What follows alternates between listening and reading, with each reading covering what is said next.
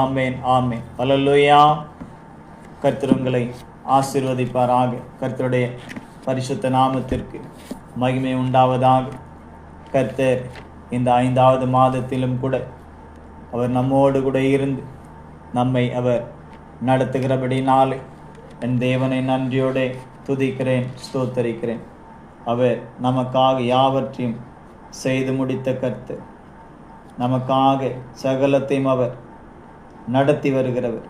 அவராலே எல்லாம் கூடும், அவராலே கூடாதது ஒன்றுமே இல்லை. அவர் சொல்ல ஆகும், அவர் கட்டளையிட நிற்கும். ஆகவே இந்த 5வது மாதத்திலும் கூட அவர் நமக்காய் வைத்திருந்த அவருடைய வார்த்தைகளை நாம் தியானித்து அதை விசுவாசித்து அதில் உள்ளதான அவர் கொடுக்கக்கூடிய ஆசீர்வாதங்களை நாம் சுதந்திரித்துக் கொள்ளலாம். 2 சாமுவேலின் புஸ்தகம் 22வது அதிகாரம் 40வது வசனத்தை நாம் வாசிக்கலாம். 2 Samuel chapter 22 verse 40.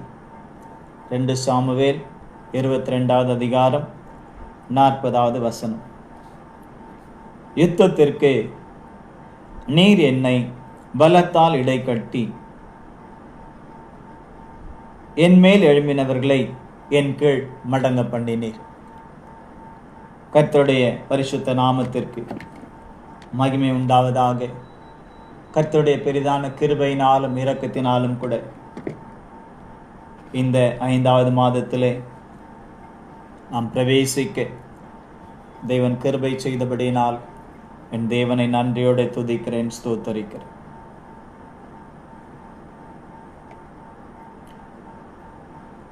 இந்த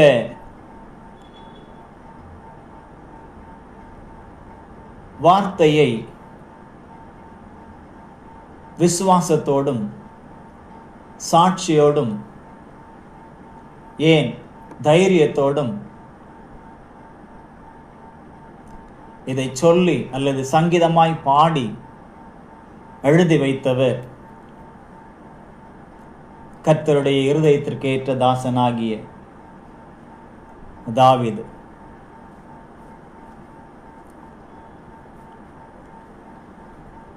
தாவீதனுடைய ஒரு பாட்டாகத்தான் இந்த 22வது அதிகாரம் இருக்கிறது. இதை நாம் சங்கீதத்திலும் கூட சங்கீதம் 18வது அதிகாரத்தில் இதே வார்த்தைகள் தான் கடந்து வருகிறது. இது தாவீது கர்த்தருக்கு முன்பாக பாடின பாட்டு என்று சொல்லி 22 முதல் வசனத்திலே சொல்லப்படுகிறது. எப்பொழுது என்றால், கர்த்தர் தாவீதை அவனுடைய எல்லா சத்துருக்களின் கைக்கும் சவுலின் கைக்கும் நீங்களாக்கி விடுவித்த போது அவன் கர்த்தருக்கு முன்பதாக பாடின பாட்டு என்று சொல்லப்படுகிறது. அந்த பாட்டிலே உள்ள ஒரு வார்த்தை தான் அல்லது ஒரு வசனம் தான் இப்பொழுது நாம் படித்ததான இந்த வார்த்தை.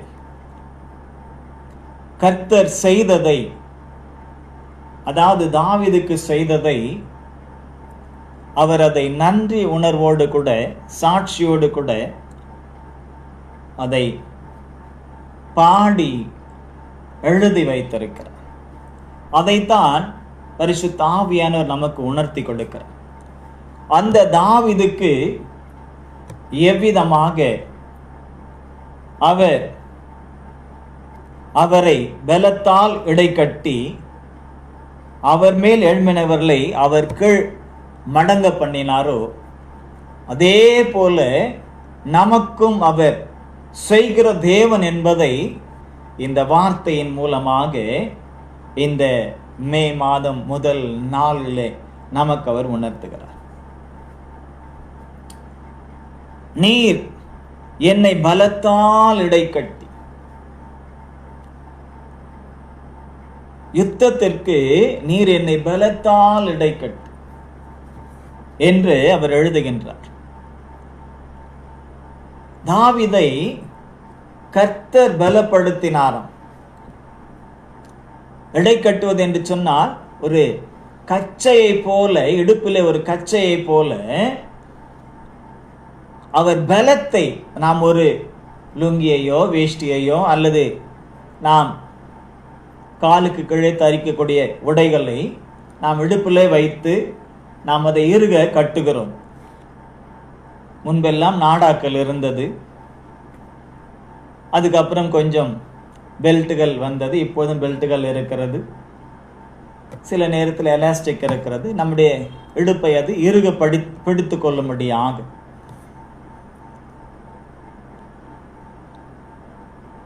இப்படித்தான் ஒரு இடுப்பின் கீழ் இருக்கக்கூடியதான ஒரு வஸ்திரம் கீழே விழுந்து விடாதபடிக்கு அது உறுதியாக இருக்க வேண்டும் என்று சொல்லி நாடாவை வைத்தோ பெல்ட்டை வைத்தோ எலாஸ்டிக் வைத்தோ நாம் இறுக கட்டுவதை போல தாவீதை தேவன் அவருடைய பலத்தாலே, யாருடைய பலத்தாலே? கர்த்தருடைய பலத்தாலே அவரை இடை கட்டினார் என்று சொல்லப்படுகிறது. அதாவது தாவீதை யுத்தத்திற்கு பலப்படுத்தினார். இடைக்கச்சை அவிழ்ந்து விடாதபடிக்கு எவ்விதமாய் இறுக்கமாய் நாம் கட்டுவோமோ அதை போல. அப்படி என்றால் தாவீதை சுற்றி ஒரு பெரிய ஒரு வல்லமையை, ஒரு பராக்கிரமத்தை,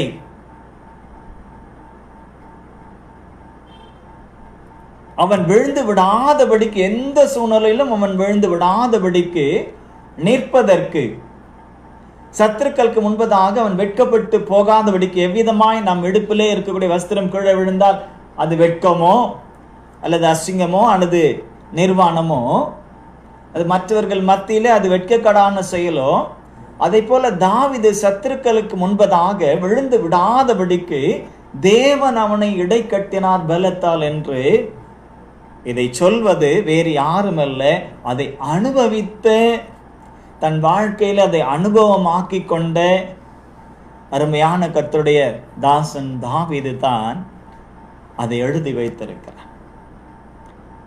தாவீதை அவர் யுத்தத்திற்கு இடை கட்டினார். யுத்தத்திற்கு நீர் என்னை பலத்தால் இடை கட்டி என் மேல் எழும்பினவர்கள் என் கீழ், அதாவது அவனுக்கு மேலாக சரீர பிரகாரமாகவும் சரி, சரீர பிரகாரமான பலத்திலும் சரி, அதிகாரத்திலும் சரி, உலக பிரகாரமான எல்லா காரியத்திலும் அவனை மேற்கொள்ள நினைத்தவர்கள் எல்லோருமே அவனுக்கு கீழ் மடங்கி போகும்படியாக கர்த்தர் தாவீதை பலத்தால் இடை கட்டினார்.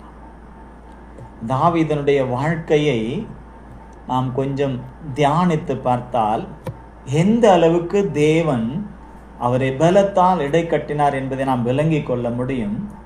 அதே தேவன் நம்மையும் அதே பலத்தால் நம்மை இடை கட்டும் பொழுது, அதே பலத்தோடு நமக்கு உதவி செய்யும் பொழுது, நமக்கு விரோதமாய் நமக்கு மேல் எழும்பக்கூடிய அது எவ்வளவு பெரிய சக்திகளாய் அல்லது எவ்வளவு பெரிய பிரச்சனைகளாய், எவ்வளவு பெரிய போராட்டங்களாய், எவ்வளவு பெரிய நெருக்கங்களாய் அது இருந்தாலும் நாம் விழுந்து போகாதபடிக்கு அவைகள் நமக்கு மண்டியிடும்படியாக, நமக்கு முன் அவைகள் மடங்கி போகும்படியாக, அவைகள் ஒன்றுமில்லாமற் போகும்படியாக கிரியை செய்வேன் என்று கர்த்தர் சொல்லுகிறார். அதற்கு தாவீதினுடைய வாழ்க்கையை கொஞ்சம் நிதானிக்க வேண்டும். சாதாரணமாக தாவீதை தன்னுடைய பலத்தால் இடை கட்டவில்லை. நாம் பார்க்கிறோம், தாவீதை தேவன் சிறு வயதிலேயே அல்லது தாயின் கற்பத்தில் உருவாவதற்கு முன்னமே என்று கூட நாம் சொல்லலாம், தேவன் தாவீதை முன்குறித்து வைத்திருந்தார்.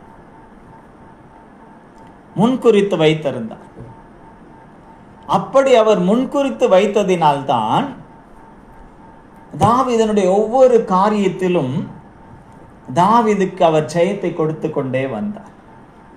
நம்மையும் கூட கிறிஸ்துவ இயேசுவுக்குள்ளே தேவன் நம்மை உலக தோற்றத்திற்கு முன்பே முன்குறித்திருக்கிறார்.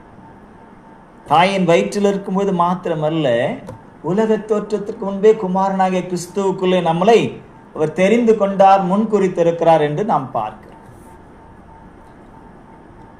அதை போலத்தான் தாவீதை. முன்குறித்தல் என்றால் என்ன? ஒரு விதை இருக்கிறது, அந்த விதைக்குள்ள என்ன இருக்கிறது என்று சொல்லி நாம் பார்க்கும் பொழுது ஒன்றுமே தெரியாது. விவசாயம் செய்கிறவர்களிடத்திலும் கூட ஒரு விதை காண்பித்து இந்த விதைக்குள்ள என்ன இருக்குது என்று கேட்டால் அவங்க சொல்லுவாங்க, அதிலே விதை இருக்கிறது என்று தான் சொல்வார். அது ஒரு விதை என்று சொல்வார்கள். அல்லது அதை கொஞ்சம் அமுக்கி பார்த்து அது அமுங்கி போகும் என்று சொன்னால், அழுந்தும் என்று சொன்னால் இது பதர் என்று சொல்லுவார்கள். அதிலே முளைப்பதற்கான அந்த ஜீவன் இல்லை என்று சொல்லிவிடுவார். ஆனால் அதுல வேற என்ன இருக்கிறது என்று கேட்டால் அவர்களால் சொல்ல முடியாது. ஆனால் தேவன் அப்படி அல்ல. நம்மளை முன்குறித்தார். அல்லது ஒரு அணுவாக இருக்கும் பொழுதே அல்லது உலக தோற்றத்திற்கு முன்பே நம்மளை குறித்திருக்கிறார் கிறிஸ்துவுக்குள்ளே என்று சொன்னால், நம்முடைய ஃபுல் இந்த பூமியிலே நாம் பிறந்து இந்த பூமியில நாம் நிறைவேற்ற வேண்டியதான காரியங்கள் எல்லாம் வளர்ந்து நாம் நிறைவேற்றி கர்த்தரிடத்திலே பரலோகம் போய் அவரோடு கூட இணைந்து கொள்ளும் வரை, அதற்கு பின்னும் கூட நித்தியமாய் அவரோடு கூட ஆளுகை செய்யும் வரையிலும் விதையாய் இருக்கும் பொழுதே அதற்குள்ள எல்லாவற்றையும் அவர் பார்க்கிறார். பார்க்கும்பொழுது இடையிடையே என்னெல்லாம் வரும் என்றும் அவர் பார்க்கிறார். அவருக்கு அதெல்லாம் தெரியும். அப்படித்தான் நம்மளை அவர் தாவீதையும் அப்படித்தான் அவர் முன்குறித்திருந்தார். தாவீதுக்கு அது தெரியாது. தாவீதினுடைய குடும்பத்திலிருந்து அவனுடைய தகப்பனுக்கோ ஈசாய்க்கோ தாய்க்கோ உடன் பிறந்த சகோதரர்களுக்கு யாருக்கும் தெரியாது. ஆனால் கர்த்தர் முன்குறித்தவருக்கு தெரிந்தது. அப்படி முன்குறிக்கும் பொழுதே நம்மை அவர் பலப்படுத்தி விடுகிறார். பிறந்த பிற்பாடு அல்ல, முன்குறிக்கும் பொழுதே பலப்படுத்தி விடுகிறார். விதையாய் இருக்கும் பொழுதே நம்மளை மற்றவர்கள் அறியாததற்கு முன்னமே நம்மளை பலப்படுத்தி விடுகிறார். அது அவ்வப்பொழுது அந்தந்த காலத்தில் அந்த பலம் வெளிப்படுகிறது, அந்த வல்லமை வெளிப்படுகிறது. அந்த தேவனுடைய வல்லமை, அந்த கிரியைகள் வெளிப்படுகிறது. தாவீதை முன்குறித்து தான்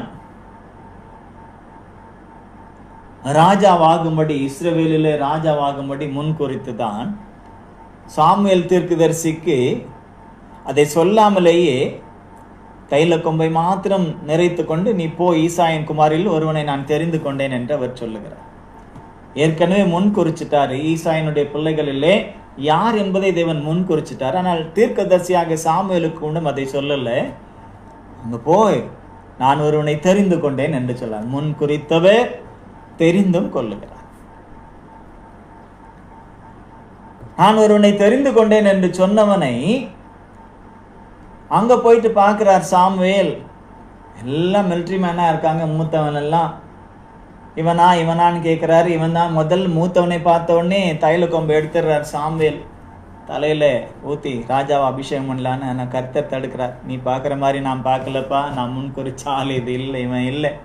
நீ வெளி தோற்றத்தை பார்க்குற, நான் வெளி தோற்றத்தை பார்க்குற ஆள் இல்லை, உள்ள இருக்கிறத நான் பார்க்குற ஆள்.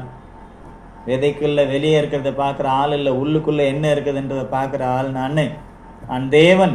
ஆகவே மனுஷன் பார்க்கிற விதமாய் நான் பார்க்கிறவர் அல்ல அப்படின்னு சொல்லிட்டு ஒவ்வொருவராய் இவனான்னு கேட்ட இவன் யாரும் இல்லைன்னு சொல்ற. ஆனால் அந்த இடத்துல கூட தேவனால் முன்குறிக்கப்பட்ட தாவீது இல்லை. ஏன்னா முன்குறிக்கப்பட்டவன் தேவனுக்கு தெரிந்தது. தாவீதுக்கு முன்குறிக்கப்பட்ட தாவீதுக்கும் தெரியல, குடும்பத்தாருக்கும் தெரியல, தீர்க்கதரிசியாகி சாமுவேலுக்கும் கூட தெரியல. ஆனால் கர்த்தர் மாத்திரம் முன்குறிக்கப்பட்டவனை ரகசியமாய்த்தான் வைத்திருந்தார். அதுக்கப்புறமா கேட்குறாங்க, இவ்வளவுதான் உனக்கு பிள்ளைங்களா அப்படின்னு சாமுவேல் கேட்கும். இன்னும் எல்லாருக்கும் இளையவன் ஒருத்தன் இருக்கான், ஆடுகளை மேய்ச்சிக்கிட்டு இருக்கான். உலக பிரகாரமான பட்டம் பதவி பெரிய பெரிய அதிகாரத்துல உள்ளவங்களே, ஓ இப்படி ஆயிடலாம் அப்படி ஆயிடலாம் நினைக்கிறவங்க எல்லாம் தேவன், அப்படி பெருமை உள்ளவர்களை எல்லாம் தேவன் முன்குறிப்பதில்லை. முன்குறித்தவர்கள் பெருமைப்படுவதும் இல்லை. தாவீது ஆடுகளை மேய்த்து கொண்டிருக்கிறான். கர்த்தர் சொல்றாரு, அவனை அழைக்க சொல்லு அப்படின்ட்டார். பாருங்க, முன்குறித்தவர் நான் ஒருத்தனை தெரிந்து கொண்ட நீ போப்பா அப்படின்னு சொல்றாரு. அந்த தெரிந்து கொண்டவனை இப்பொழுது அழைக்க சொல்றார். முன்குறித்தவனை இப்பொழுது அழைக்க சொல்லுகிறார். சாமுவேலும் சொல்றார், அவன் வர வரல நான் பலியை சாப்பிட மாட்டேன், விருந்து சாப்பிட மாட்டேன்னு சொல்றார். வந்ததுக்கு அப்புறம் கர்த்தர் சொல்றார், இவன் தான் நான் தெரிந்து கொண்டவன், இவன் தான் நான் முன்குறித்தவன், இவன் தான் நான் அழைத்தவன் அப்படின்னு சகோதரர்கள் மத்தியிலே அந்த குடும்பத்திலே தாவீதை முன்குறித்து, தாவீதை அழைத்து, தாவீதை தெரிந்து கொள்ளுகிறார். தெரிந்து கொண்ட தேவன் என்ன செய்தார் என்றால், அதுக்கப்புறம் நாம் பார்க்கிறோம், ஏற்கனவே சொல்லி அனுப்புறார், நான் ஈசாயின் குமாரில் ஒருவனை நான் தெரிந்து கொண்டேன், ஆகவே நீ தைல கொம்பை நரைச்சிட்டு போ, நான் என்னுடைய மனதிற்கு என் இருதயத்துக்கு ஏற்றவனை நான் தெரிந்து கொண்டேன், என் இருதயத்தில் உள்ளது எல்லாம் அவன் செய்வான், அவனை ராஜாவாக அபிஷேகம் பண்ண அப்படின்ட்டு அப்படி முன்குறித்தவனை அழைத்து சகோதரர்கள் மத்தியில் அவனை தெரிந்து கொண்டு, அதே சகோதரர்கள் மத்தியிலே அவனை என்ன செய்கின்றார், தாவீதை அபிஷேகம் செய்கின்றார். முன்குறிப்பதும் ஒரு பலம், அழைப்பதும் தேவனுடைய பலம், தெரிந்து கொண்டதும் தேவனுடைய பலம். இப்பொழுது அபிஷேகிக்கின்றார் அவருடைய ஆவியினாலே, அவருடைய அபிஷேகத்தினாலே இப்பொழுது அபிஷேகிக்கின்றார். அப்பொழுதும் அவருடைய பலன் அவனுக்குள்ளே கடந்து வருகிறது. அதுக்கப்புறம் நம்ம பார்க்கிறோம் அந்த வசனம், அபிஷேகித்த பிற்பாடு கர்த்தர் அவனோடு கூட இருந்தார். கர்த்தர் அவனோடு கூட இருந்தார். மற்ற பிள்ளைகளோடு இருந்தார்னு எழுதவில்லை. தான் அபிஷேகித்தவனோடு கூட, தான் முன்குறித்தவனை, தான் அழைத்தவனை, தான் தெரிந்து கொண்டவனை அவர் அபிஷேகித்து அவனோடு கூட இருக்கின்றார். வசனம் சொல்கிறது, அவன் செய்வதெல்லாம் வாய்த்தது, அவன் புத்திமானாய் நடந்து கொண்டான், எங்கு சென்றாலும் அவனுக்கு ஜெயம் கிடைத்தது. காரணம், கர்த்தர் கூடவே இருந்தார். யுத்தத்திற்கு என்னை பலத்தால் இடை கட்டி என்ன சொல்றார். எப்படி அவர் இருந்தார் என்பதை விளக்கக்கூடிய வார்த்தை தான் அந்த பலத்தால் இடை கட்டி என்பது. அது மாத்திரமல்ல, அபிஷேகித்தது மாத்திரமல்ல, ஆலோசனைகளை கர்த்தர் கொடுத்து கொண்டே இருந்தார். தாவீதும் கர்த்தரிடத்தில் ஆலோசனைகளை கேட்டுக்கொண்டே இருந்தார். ஒவ்வொரு சூழ்நிலையிலும் அவர் ஆலோசனைகளை கேட்டுக்கொண்டே இருந்தார். யுத்தத்திற்கு போகணுமா, மனுஷரிடத்தை ஆலோசனை கேட்கல, கர்த்தரிடத்துல தான் ஆலோசனை கேட்டார். சவுலுக்கு விலகி ஓடக்கூடிய சூழ்நிலையில கூட கர்த்தரிடத்துல தான் ஆலோசனை கேட்டுக்கொண்டு ஓடிக்கொண்டே இருந்தார். ஒவ்வொரு இடத்துல நாம பார்க்கும் பொழுது தாவீது தேவனோடு சம்பாஷித்துக் கொண்டிருந்தார். தேவ பலன் அவருக்குள்ளே பூரணமாய் விளங்கி கொண்டிருந்தது. அதனால அந்த தேசத்தையே ஆளக்கூடிய ராஜாவா இருந்தாலும் கூட, பக்கத்துல போனா கூட தாவீதின் மேல கைப்பட்டு பிடிக்க முடியாத அளவுக்கு கர்த்தர் அவனை பாதுகாத்தார். அவருடைய பலம் அவனை பாதுகாத்தது, அவருடைய பலம் அவனை இடைக்கட்டினார். ஆகவே ராஜாவா இருந்தும் கூட சவுலால் என்ன செய்ய முடியல, தாவீதின் மேல் கை போட முடியல. ஆனால் பலத்தால் இடை கட்டினார் அல்லவா தாவீதை, அந்த தாவீதை நினைச்சா சவுலை கொண்டு போட்டிருக்க முடியும். பக்கத்திலே தான் ஒப்பு கொடுத்தார். சவுலே தாவீதே அதை சொல்லுகிறார்.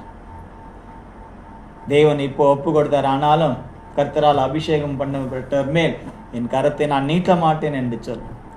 கடைசியில அந்த சத்ருவாய் இருந்த சவுலே தாவீதை ஆசீர்வதிக்கார். என் மகனே தாவீதே, நீ ஆசீர்வதிக்கப்பட்டவன், நீ மேன்மேலும் பலப்படுவாய் என்றவர் சொல்லுகிறார். மேன்மேலும் அவர் அந்த வார்த்தைகளை சொல்லும் பொழுது ஆச்சரியமா இருக்கிறது, ஆச்சரியமா இருக்கு. ஏன்னா ஒரு என்ன சொல்றது,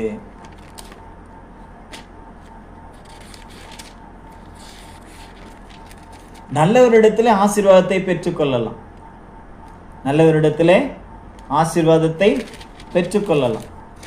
ஆனால் எதிரியினிடத்தில் ஆசீர்வாதத்தை பெற முடியுமா என்று பார்த்தால், தேவனுடைய பலத்தால் இடைக்கட்டப்படுவோம் என்று சொன்னால் சத்ருவே நம்மை ஆசீர்வதிக்க முடியாய் வைத்து விடுவார்.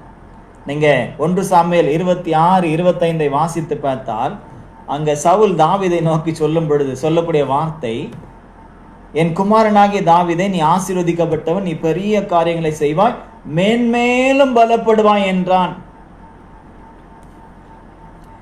ஏன்னா சவுலுக்கு தெரிஞ்சு போச்சு, நம்ம கூட ஆவியானவர் இல்லை, நம்மோடு கூட கர்த்தருடைய ஆவியானவர் இல்லை, அபிஷேகம் இல்லை. அதெல்லாம் இப்போ எங்கே போயிட்டு, அதெல்லாம் கர்த்தர் இப்போ தாவீதுக்கு கொடுத்துறார். நம்மக்கிட்ட நாம் உயரமான மனுஷனாக இருந்தாலும், ராஜாவாக இருந்தாலும், அதிகாரங்கள் நம்ம கையில் இருந்தாலும், தாவீதை நம்மளால் ஒன்றுமே செய்ய முடியாது என்பதை சவுல் உணர்ந்து கொண்டார். ஆகவே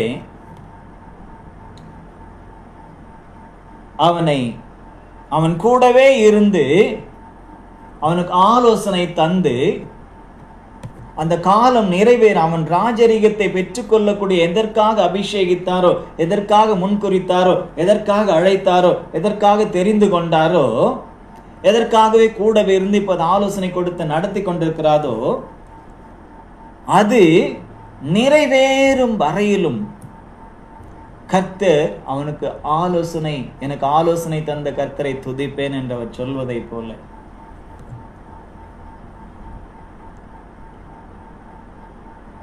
சங்கீதத்துல நீங்க வாசித்து பார்த்தீங்கன்னா தெரியும், கர்த்தருடைய ஆலோசனையில நாம் நடக்க வேண்டும். நம்மை முன்குறித்திருக்கிறார் கர்த்தர். இந்த 5வது மாதத்தில் நமக்கு சொல்லக்கூடியதான ஒரு மெசேஜ், நம்மளை முன்குறித்த தேவன், நம்மளை அழைத்த தேவன், நம்மளை தெரிந்து கொண்ட தேவன், நம்மளை அபிஷேகித்த தேவன், நம் கூடவே இருந்து நம்மளை நடத்துகிற தேவன், அவ்வப்பொழுது ஆலோசனைகளை நமக்கு கொடுத்து கொண்டிருக்கிற தேவன், விசுவாசத்திலும் கூட தாவீதை பலப்படுத்தினார். விசுவாசத்திலும் கூட தாவீதை அவர் பலப்படுத்தினார்.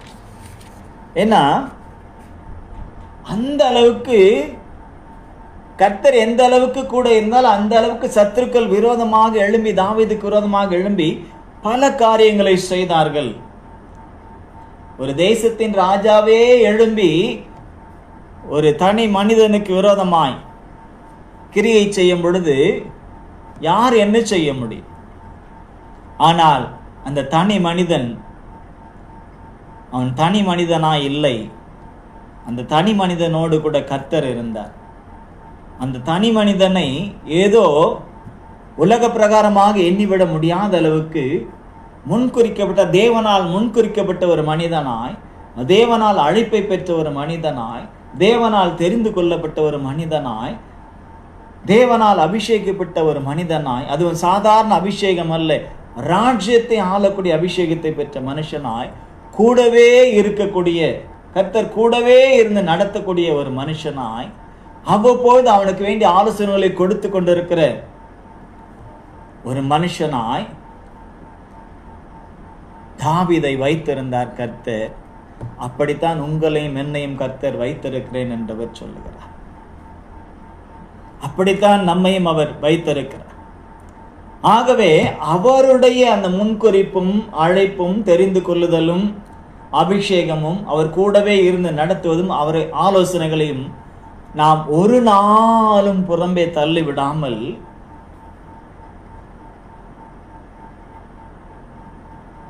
பல போராட்டங்கள் பிரச்சனைகள் வந்தாலும் கூட அவர் கொடுத்திருக்கிற அந்த பலத்தின் மிகுதியினாலே நாம் அந்த போராட்டங்களை தாவீது எவ்விதமாய் மேற்கொண்டாரு நாம பார்க்கிறோம். 1 சாமுவேல் 30வது அதிகாரம் 6வது வசனத்துல நம்ம பார்க்கும் பொழுது தாவீது மிகவும் நெருக்கப்பட்டான்.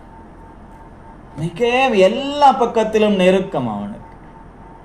எல்லா பக்கத்திலும் நெருக்கம் அவருக்கு வந்தது. ஆனால் வசனம் சொல்லுகிறது, கூட இருந்தவங்க கூட கல்லெறிய வேண்டும் என்று எண்ணிக்கொண்டார்கள், சொல்லிக் கொண்டார்கள்.